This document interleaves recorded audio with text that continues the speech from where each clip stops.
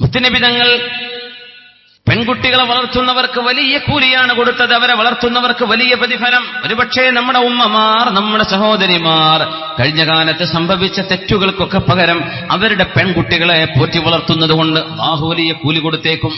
പെൺകുട്ടികൾ എന്നത് നന്മയാണ്, നന്മക്ക് കൂലിയുണ്ട്. അങ്ങനെ ശറഅ് പറയാം. ആൺകുട്ടികൾ എന്ന് പറയുന്നത് നിഅമത്തുൻ, അനുഗ്രഹമാണ്.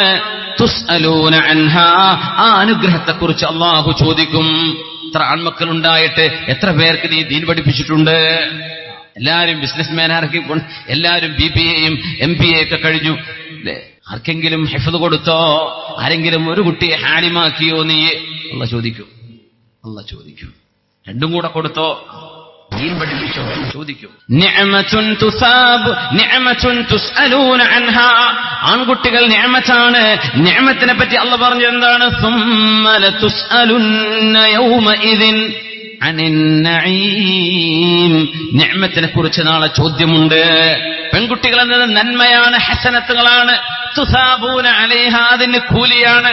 ചോദ്യമല്ല, കൂലിയാണ്. പെൺകുട്ടിയെ വളർത്തിയില്ലേ, അൽഹംദുലില്ലാഹ്. അവൾക്ക് നല്ല വിദ്യാഭ്യാസം കൊടുത്തില്ലേ, അച്ചടക്കം കൊടുത്തില്ലേ, കൂലി കൊണ്ടുപോയിക്കോ എന്ന് പറയും. ആയിഷ ബീവി പറയാണ്, 2 പെൺകുട്ടികളെ കയ്യിൽ താങ്ങിപ്പിടിച്ച് ഒരു ഉമ്മ എന്റെ വീട്ടിലേക്ക് വന്നു. ആ ഉമ്മ മിസ്കീനത്തായ പെണ്ണായിരുന്നു. സ്വഹീഹ് മുസ്ലിമുൽ ഈ ഹദീസുണ്ട്. യാ ഉമ്മൽ മുഅ്മിനീൻ, മുഅ്മിനീങ്ങളുടെ മാതാവായവരെ. ആയിഷ ബീവിയെ വിളിക്കാൻ. മാ ദഖല ബുതൂനനാ തുആമുൻ മുൻദു 3 അയ്യാം. 3 ദിവസമായിട്ട് എന്റെയോ എന്റെ 2 പെൺകുട്ടികളുടെയോ വയറ്റിലേക്ക് ഒരു ഭക്ഷണവും കടന്നിട്ടില്ല. ഭക്ഷണം വേണം. ആയിഷ റളിയല്ലാഹു അൻഹ പറയാണ്, ഫബഹ്തു ഫീ ബൈത്തിൻ നബിയ്യ. ഞാൻ അവിടെ ഇങ്ങനെ തപ്പി നോക്കുമ്പോ വീട്ടിൽ ഫലം അജിദ് ഇല്ലാ 3 തമറാത്തിൻ, 3 കാരക്കയല്ലാതെ മറ്റൊന്നും എനിക്ക് തപ്പിയിട്ട് കിട്ടിയില്ല വീട്ടിൽ നിന്ന്. എന്താണ് ആ വീട് എന്ന് ആലോചിച്ച് നോക്കി. ഒരാൾ വന്ന് ചോദിക്കുക വല്ലതുണ്ടോ, പൈസ കെട്ടുണ്ടോ എന്നല്ലേ ചോദിക്കണത്. ഭക്ഷണം ഉണ്ടോ? ഭക്ഷണം ഇല്ലെങ്കിൽ ഒരു ദീനാറോ ഒരു ദിർഹമോ കൊടുത്താൽ അവര് മതിവരോടെ സന്തോഷിക്കും. ഒന്നും കൊടുക്കാനില്ല. 3 കാരക്ക കിട്ടി. നമ്മൾ പറയും മക്കയിൽ കാരക്ക ഉണ്ടാണ് നാടല്ലേ മദീന, അതിനും പഞ്ഞമാണ് അവിടെ. 3 കാരക്ക, ഒരു പേക്ക് കിട്ടി, 3 കിലോ കിട്ടിയെന്നല്ലേ പറഞ്ഞു. 3 കാരക്ക, അത്രേ അതേ കിട്ടിയുള്ളൂ. എന്താണ് ആ ജീവിതമൊക്കെ? സുബ്ഹാനല്ലാഹ്. നമുക്കൊക്കെ ചിന്തിക്കാൻ പറ്റുമോ? ഇതൊക്കെ നമുക്ക് പറയാൻ കഴിയുന്നുണ്ടോ? സുബ്ഹാനല്ലാഹ്. ആഡംബരവും ആഡംബരത്തിന് മേൽ ആഡംബരവുമുള്ള കാലമാണിത്. നമ്മുടെ വീടുകളിലൊക്കെ എന്താ അനുഗ്രഹങ്ങൾ, എന്താണ് ഐശ്വര്യം, ഏതൊക്കെ തരത്തിലുള്ള ഫുഡാണ് നമ്മുടെ കല്യാണങ്ങളിൽ വിളമ്പി നശിപ്പിച്ച് കളയുന്നത്. ആൾക്കാരെ ഞെട്ടിക്കാനെ ഉണ്ടാക്കണം, മനുഷ്യന്മാർക്ക് തിന്നാനല്ല, ഞെട്ടിക്കാൻ. ആടിനെ ഇരുത്തിയിട്ടും സുജൂദ് ചെയ്തിട്ടും കിടത്തിയിട്ടും ഒക്കെ കൊടുക്കുകയാണ്, ബാർബിക്യൂ ചെയ്തിട്ട്. എന്തിന്? ഞെട്ടിക്കാൻ. മുഴുവൻ വരുന്ന കൊളസ്ട്രോൾ ഉള്ളവരെ നാട്ടിലും മൊത്തം ഈ കല്യാണത്തിന് ഇറങ്ങിയ കൊളസ്ട്രോൾ വരൂലേ, ഉറപ്പന്നല്ലേ, എന്നും സൽക്കാരം. എന്നിട്ട് നമുക്ക് കൊണ്ടുപോയി വേസ്റ്റാക്കി കളയാൻ അല്ലാഹുവിന്റെ മുമ്പിൽ മറുപടി പറയേണ്ടി വരും. ആ ഒരു ദിവസത്തെ സംബന്ധിച്ച് ഓർത്തിട്ട് ചെയ്തോളൂ. ആയിഷ ബീബി റളിയല്ലാഹു അൻഹ പറയുന്നു, 3 കാരക്ക കിട്ടിയപ്പോൾ എനിക്ക് സന്തോഷമായി. എന്റെ ഉമ്മയും 2 കുട്ടികളുമാണുള്ളത്, അവർക്ക് കൊടുക്കാലോ. ഞാൻ 3 കാരക്ക ഉമ്മയുടെ കയ്യിൽ വെച്ചു കൊടുത്തു. 1 ഉമ്മാക്കെടുത്തു, 2 കാരക്ക 2 പെൺകുട്ടികൾക്ക്. മുത്തുനബി സ്വല്ലല്ലാഹു അലൈഹി വസല്ലമ തങ്ങളുടെ പ്രിയപ്പെട്ട ഭാര്യ ആയിഷ റളിയല്ലാഹു അൻഹ ഈ രംഗം വല്ലാത്ത ഗൗരവത്തിലാണ് വീക്ഷിച്ചത്. ആയിഷ ബീവി പറയാണ്, ഞാൻ നോക്കുമ്പോൾ ആ 2 പെൺകുട്ടികളും വിശപ്പിന്റെ കാഠിന്യം കൊണ്ട് 2 കാരക്കയും പെട്ടെന്ന് തിന്നു. 2ഉം ഓരോരുത്തർക്കും 1 കിട്ടിയുള്ളൂ. ഓരോ പെൺകുട്ടിയും ഓരോന്ന് പെട്ടെന്ന് തിന്നു. 1 കാരക്ക ഇനി ഉമ്മയുടെ വായിലേക്ക് പോകാൻ പോകുന്നു.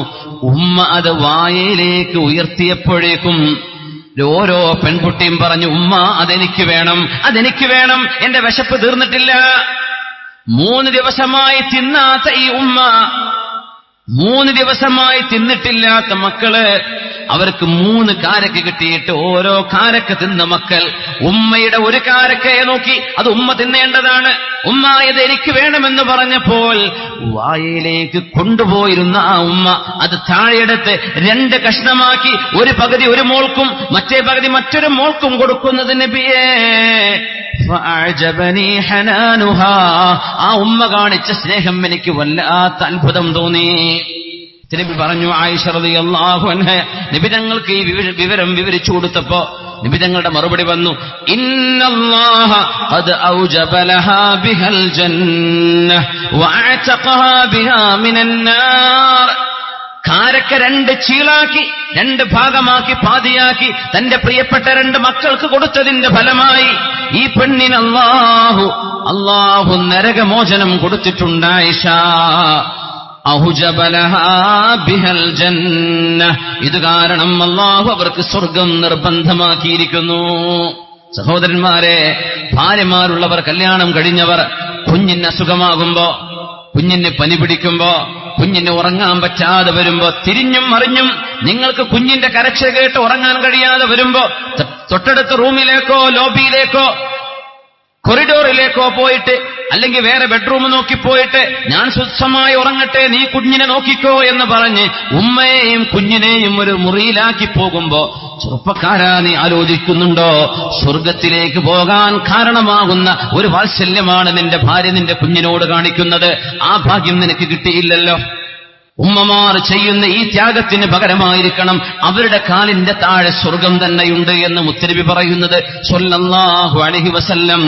അങ്ങനെ സ്നേഹം കൊടുത്ത് വളർത്തിയ ഉമ്മമാർ, അവരെ താലോലിച്ച് കൈക്കുഞ്ഞുങ്ങളായി വളർത്തിക്കൊണ്ടുവന്ന ഈ പെൺകുട്ടികൾ, ഈ ആൺമക്കൾ 10-20 വയസ്സാകുമ്പോഴേക്കും ഉമ്മ, ഞാൻ എന്റെ തോന്നിയവന്റെ കൂടെ പോവുകയാണ്, എനിക്കൊരു ബോയ് ഫ്രണ്ട് ഉണ്ട്, എനിക്കൊരു ഗേൾ ഫ്രണ്ട് ഉണ്ട് എന്ന് പറഞ്ഞ് തന്റെ പ്രിയപ്പെട്ട ഉമ്മയോട് കൊഞ്ഞനം കാണിച്ച് അവരുടെ കണ്ണുനീരിന് വില കൊടുക്കാതെ തന്റെ പ്രേമവും താൻ അവർക്ക് കൊടുത്ത വാക്കുമാണ് വലുതെന്ന് പറഞ്ഞ് ഉമ്മയെ വാപ്പയെ കണ്ണീരിലാഴ്ത്തി പോകുന്ന മക്കളൊന്ന് ഓർക്കുന്നുണ്ടോ?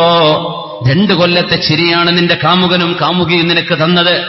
20 വയസ്സുവരെ നീ വളർന്നപ്പോ ഇനി അങ്ങോട്ട് വളരാനിരിക്കുമ്പോ മുഴുവനും നിനക്ക് സ്നേഹമല്ലാതെ മറ്റൊന്നും തരാൻ അറിയാത്ത പ്രിയപ്പെട്ട ഉമ്മയെ, പ്രിയപ്പെട്ട വാപ്പയെ കോടതിയുടെ വരാന്തയിൽ കൊണ്ടുവന്ന് നിർത്തിയിട്ട് ഉമ്മയുടെ കൂടെ പോകുന്ന മോളെ, വാപ്പയുടെ കൂടെ പോകുന്നുണ്ടോ എന്ന് ചോദിക്കുമ്പോ, എന്റെ കാമുകൻ ഇന്നാലിന്ന മതക്കാരൻ, അവന്റെ മതവും ജാതിയും എനിക്ക് പ്രശ്നമല്ല, എന്റെ സമൂഹവും എന്റെ മഹല്ലും എന്റെ നാട്ടുകാരും എനിക്ക് പ്രശ്നമല്ല, ഞാൻ അവന്റെ കൂടെ പോവുകയാണെന്ന് പറഞ്ഞ് ഉമ്മയെ വാപ്പയെ കണ്ണീരിലാഴ്ത്തുന്ന മക്കൾ ഓർക്കണേ, നിങ്ങൾക്ക് സമാധാനം ഈ ലോകത്തും പരലോകത്തും അല്ലാഹു എങ്ങനെ തരും?